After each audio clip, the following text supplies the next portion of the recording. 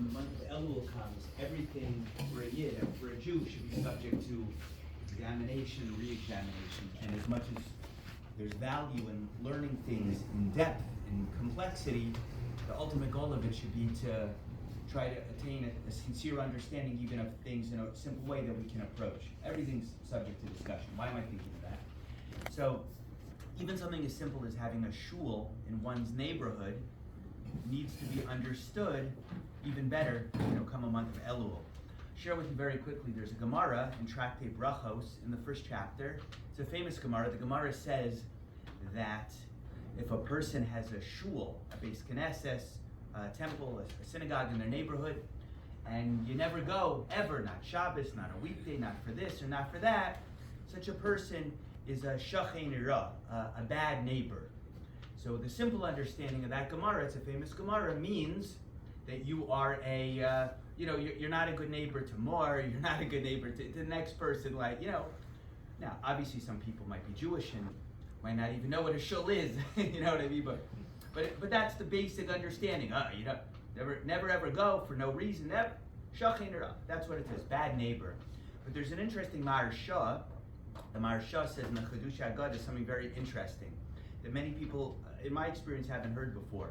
And he says that his understanding of shachein ra is you're not a bad neighbor to your friend, you're a bad neighbor to the Eibishter, to Hashem himself. You're not Mor's bad neighbor, you're Hashem's bad neighbor. So what does that mean? So the Maharsha understands something very, very simple, that a shul is the Beis Hashem. It's literally like the house of Hashem. This is like Hashem's house. And, Hashem lives in your neighborhood. He has a house in your neighborhood. Of course, Hashem is everywhere, but he's concentrated in the connection you could feel in a certain place. And Unser Tat in Himmel, we say, our Father in heaven, in Shemayim, is in your neighborhood, and you never go say hello. Our physical parents of flesh and blood would be insulted if you never come and say hello. You know what I mean? You never come and say hi. You never come visit me. I understand you're busy this time. That time you have this. I asked you to do this another day. But you never come and say hello. What kind of neighbor are you to Hashem? That's the way the Maharsha understands it. Very interesting idea. But very short, I think if a person understands that Maharsha, that the shul is a Beis Hashem, it's like Hashem's house, has a couple practical implications. Just share with you too. I was driving on 52nd Street with my kids before, and I was thinking of that Maharsha, and I was driving still on 52, but I parked the car in front, and I said, children, look, this is Hashem's house. Oh, look, Hashem, let everybody say hello to Hashem's house. They're like, hi, Hashem's house. Meaning it's something important to understand, that it's not just, see what happens is a lot of people think, this is what I believe, that, look, we have to daven, and ideally a person will daven b'tzibur with a minyan. So, what are we going to all do? Daven in everybody's house every day, or rotate, one day by me and one day by you, and one day by you. So that's not practical, so let's have a central location. We'll put some tables and chairs, and that's where we're all going to meet up. But it's more than that. It's mamish, it's like Hashem's house, right? And the Shekhinah is there. It's a big deal. That's one implication of it to understand. It's that, but there's even more. So if we understand that this is Hashem's house, and he's Unser Tati, he's our father, our parent, and we're visiting his house, there's other implications as well. And think about it.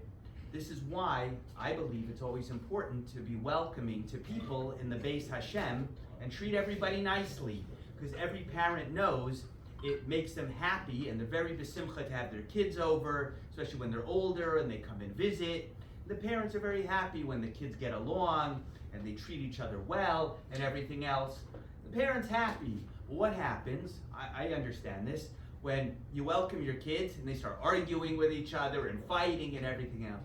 Sours the atmosphere. The parent says, for this everybody came to see me, to argue with each other. You're causing me agros nefesh, you're causing me upset, you're causing me aggravation. And I think that it's something very, very simple to understand.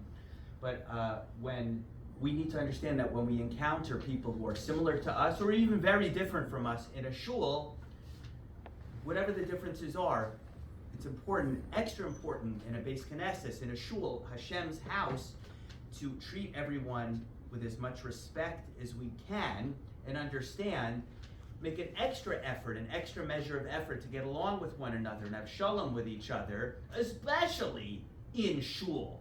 Because if not, you're literally aggravating, our Father in heaven. And many commentaries actually, some Hasidic commentaries I've seen actually build off of that Marsha, that sort of that is a nafkamina, as a practical implication of that. It's Hashem's house, go visit, but be welcoming, And same way, parents are happy for the kids to come visit. This one comes dressed more, this one dressed less, this one more casual, this one more formal. I understand there's times to be all, in the more ideal way, but Lamaisa, the dad is happy we're all here, Anyway, something to think about, very, very simple things, but that are worthy of re-examination come the month of Elul. Simple things like that we should understand that this is Mamish Hashem's house, really the Beis Elokim, and that we should be a good neighbor to Hashem, and pay visits to come, say hello, spend time, and give our Father in Shemayim nachas. Simple idea.